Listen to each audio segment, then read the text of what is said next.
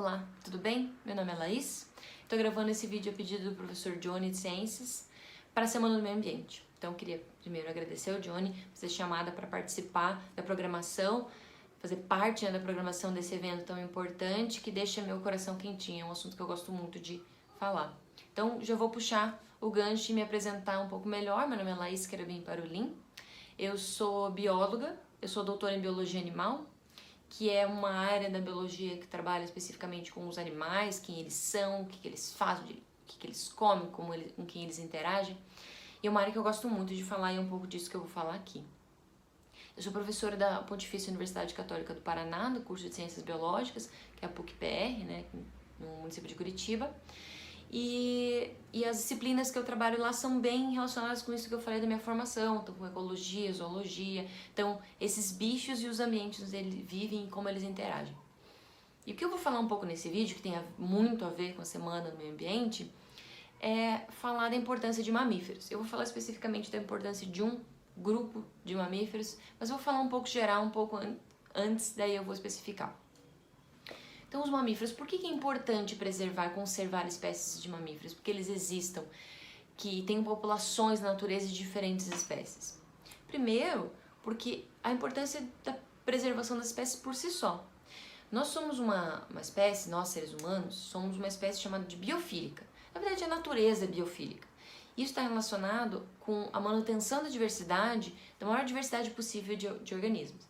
Isso tem a ver com o nosso passado pré-histórico, da nossa espécie, né, que tem uma característica evolutiva, isso, de permanecer comportamentos ou opções, a gente escolher grande diversidade do ambiente. Então, quando a gente era lá caçador, coletor no nosso passado, a nossa espécie, a gente gostava de diversidade, comer frutas diferentes, ambientes diferentes, para compor nossa dieta de uma forma diferente. Isso é bom nutricionalmente, até hoje né? E essa característica permaneceu com a gente. Então, o ser humano gosta de diversidade. É uma coisa que a gente nasce com esse amor e esse prazer, essa vontade de manter a biodiversidade. A gente está próximo a ela também. A gente acaba perdendo isso um pouco ao longo da nossa vida, mas eu vou puxar aqui que eu tenho certeza que vocês continuam amando a natureza e a diversidade de espécies. Os mamíferos estão aí no meio, então manter diversidade de espécies de mamíferos na natureza é importante por si só. Mas tem uma outra característica que é importante, a gente usa muito isso para conscientizar, sensibilizar as pessoas, trazer esse estímulo para a pessoa lembrar disso, da importância de mamíferos, são os serviços ecossistêmicos que eles prestam. O que são serviços ecossistêmicos? Talvez vários de vocês saibam disso, mas eu vou trazer a informação aqui para quem esqueceu. Então são serviços que a natureza presta e que o ser humano tira benefício. A gente pode até falar de valores para isso, porque alguns desses benefícios são muito claros. Por exemplo, os benefícios, os serviços de provisão, que são os serviços de alimentação, que a gente usa recursos da natureza para se alimentar. Então, frutos, folhas, até animais. E aí tem serviços muito específicos para grupos de mamíferos, que são serviços de regulação. Por exemplo, a polinização, dispersão de sementes. Então tem vários organismos que fazem isso, dentro de vários grupos, mas como eu estou falando de mamíferos aqui, que merecem destaque. Então, por exemplo, tem vários animais que fazem a polinização, se alimentam de néctar, vão lá na flor, pegar aquele açúcarzinho da flor e vão para outra, eu estou falando voar, né, porque tem vários mamíferos voadores que fazem isso, como os morcegos, mas tem outros mamíferos como marsupiais, como gambás, pequenos, maiores, que vão lá nessas florzinhas, se alimentam do néctar e vão para outra flor, carregam esse pólen, então poliniza, que é algo muito importante para a reprodução de flores, das plantas com flores. Você deve estar pensando que tem outros animais que fazem isso, beija-flores, borboletas, com certeza, mas eu estou puxando um pouco a sardinha aqui para mamíferos. Tem os mamíferos que fazem a dispersão de sementes.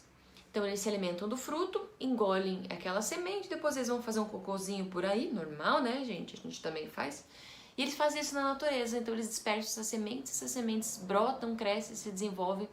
E isso faz a manutenção da diversidade de espécies que vão servir de novo de alimento para outros animais e também para o ser humano. Então olha que importante manter essas espécies por aí. E aí dentro desses organismos que são dispersores de sementes, eu vou falar de um grupo específico de mamíferos que são esses aqui, ó, que são os morcegos, que é o grupo de espécies, que são as espécies que eu trabalho. E especificamente espécies de morcegos se alimentam de frutos, que são os frugívoros. Então eles vão lá, como eu falei, vão comer o frutinho normal, tô com fome, comerem, engolem as sementes, e morcegos fazem uma coisa muito fantástica. Eles fazem cocô, eles defecam durante o voo. Então, mas você vai pensando, pra que isso é importante e extraordinário? É extraordinário, sabe por quê? Porque enquanto eles estão voando para buscar o outro alimentinho deles, quando eles estão voando para chegar no seu abrigo, para fazer, enfim, se deslocar por algum motivo, eles dispersam essas sementes caem no solo de diferentes lugares. Caem de novo dentro da floresta, caem nos campos, caem em áreas abertas, em áreas degradadas. Sensacional, né? E aí, juntou a informação de morcegos que se alimentam de frutos, dispersam sementes, e isso é bom. Tá, mas por que a gente não atrai esses bichos para lugares que estão degradados? Para que eles passem por aquele lugar, despecem as sementes e já façam um serviço, esse serviço ecossistêmico, esse serviço ecológico, que é importante para todo mundo, que é para conservação da natureza, que é a preservação da natureza. Como a gente vai atrair esses morcegos? Esses morcegos são do bem, tá, gente? Super do bem. No final eu vou falar um pouquinho mais sobre morcegos para vocês tirarem essa ideia. Vou continuar contando a minha historinha aqui. Vamos juntar as ideias de que todas essas ideias que eu pontuei aqui, mas como que a gente atrai? Mas tem uma outra característica de morcegos frugívoros que é bem importante. Eles acham o seu alimento pelo olfato, pelo cheiro. Eles enxergam, morcegos enxergam, tá? Mas eles são animais noturnos. Então assim, se vocês enxergam, mas não tem muita luz, é difícil enxergar as coisas com muita precisão. E morcegos fazem isso de diferentes formas, utilizando o olfato, o cheiro, como eu falei para vocês, e pela ecolocalização, que é aquele sonar que eles emitem ondas sonoras, e aquilo volta para eles, eles interpretam isso como uma imagem. Eles interpretam os obstáculos, outros organismos que estão ali no ambiente, o fruto ou inseto, no caso de morcegos são insetívoros, e as diferentes formas de alimentação e de informações que eles precisam do ambiente. Então, como eu falei, eles se locomovem, eles percebem o ambiente por vários sentidos, incluindo então a ecolocalização, a visão, o olfato.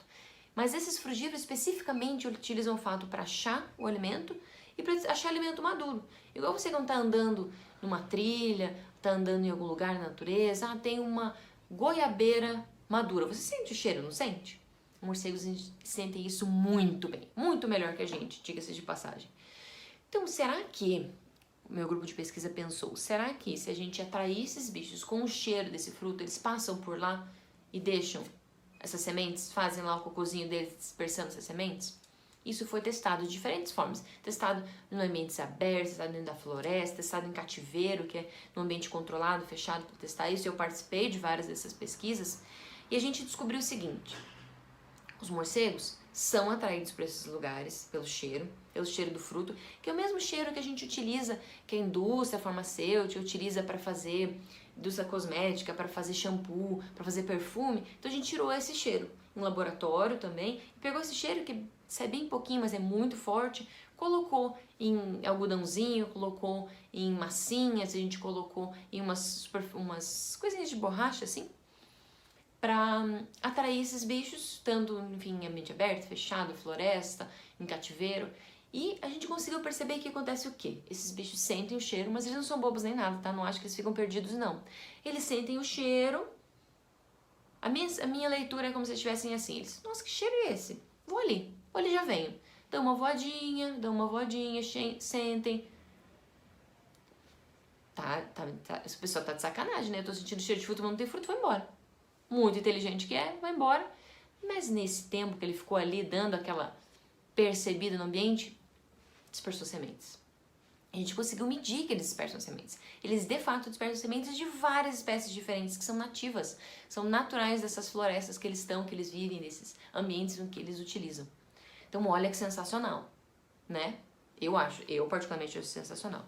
Você atrai o bicho, ele perde um tempinho ali, coisa que ele faz normalmente para procurar recurso, dispersa sementes, todo mundo ganha. Tá, mas como que a gente vai tirar esse óleo? Vamos estar sempre coletando, tirando esses frutos e tirando óleo, fazendo isso funcionar?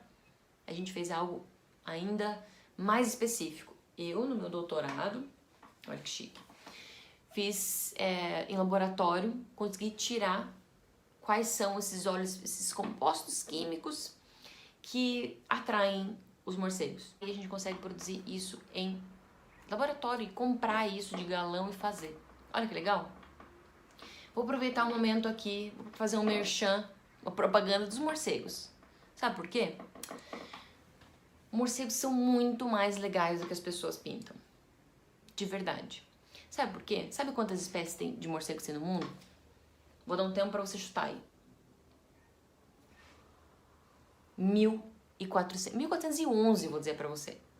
Gente, mais de 1.400 espécies de morcegos. Sabe quantas se alimentam de sangue? Porque talvez você esteja pensando isso. Ah, mas morcego, vampiro, morcego se alimenta de sangue. Sabe quantas, gente?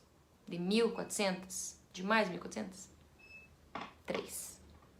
3 espécies de morcegos. Se alimentam de sangue? Se alimentam? Ah, eles podem passar algum tipo de vírus, algum tipo de doença? Pode. Mas a incidência que isso acontece, a taxa, ou a quantidade de vezes que isso acontece é muito pequena mesmo. E aí os mesmos vírus que os morcegos podem transmitir, que por exemplo, um que mais é lembrado que é o vírus da raiva, cães, gatos podem passar também, outros mamíferos podem passar. Isso não quer dizer que você tenha que pensar mal de todos eles, na verdade não tem que pensar mal de nenhum. É igual a gente ficar pensando de quando transmite algum vírus, não vou nem falar daquele vírus que tá aí na vez, vou falar da gripe, tá? Vou falar de um vírus mais tranquilinho, vou falar do vírus da gripe. Quando uma pessoa passa pra você, ela não quer passar o vírus pra você. O morcego também não quer passar a doença pra você. Ele não é esse bicho mau. Ele é um bicho que tem uma importância na natureza gigantesca. Eles são dispersores de sementes, como vocês já aprenderam. Eles são polinizadores de flores, como vocês também já sabem, como eu comentei aqui. Eles podem ser controladores de populações de insetos, de pragas.